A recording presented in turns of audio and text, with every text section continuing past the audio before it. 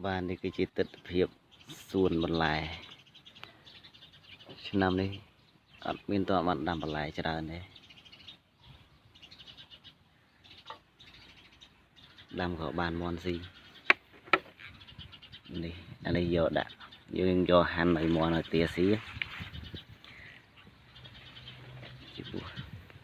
ini pun ini keren sesuai cá sesuai ini play pi bảy đòn mà mấy năm bật hàng luôn đây tình này cháu làm mẹ bán em món chặt cay gì ở bật trong đam đỏ rèn này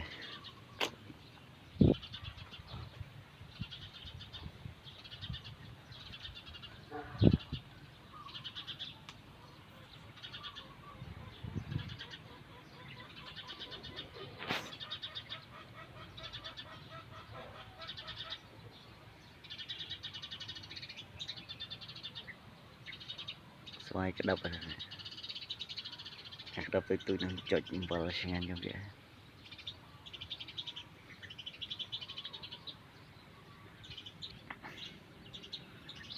khả năng ca chân thu à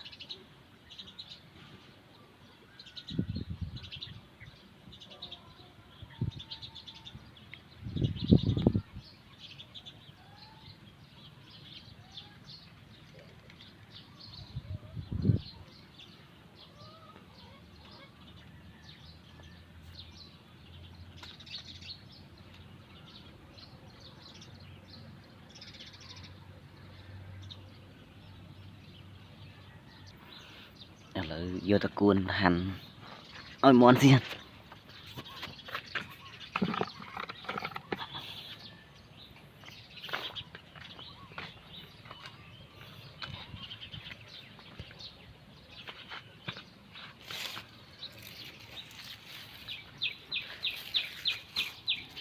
bà đã rèn tới món cho cái tích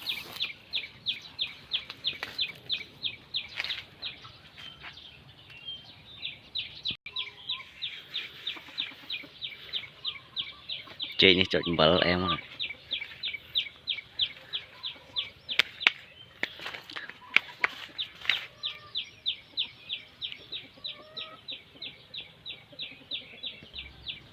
cho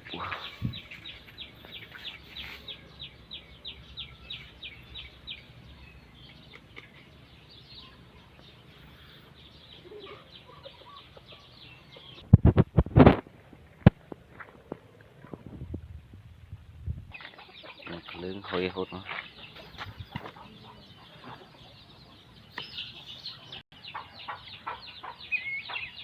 lần mình đã bắn tới bóng ôn bài bài trong thực lia ở côn đại ban cho tôi xem video này thằng ở khné bạn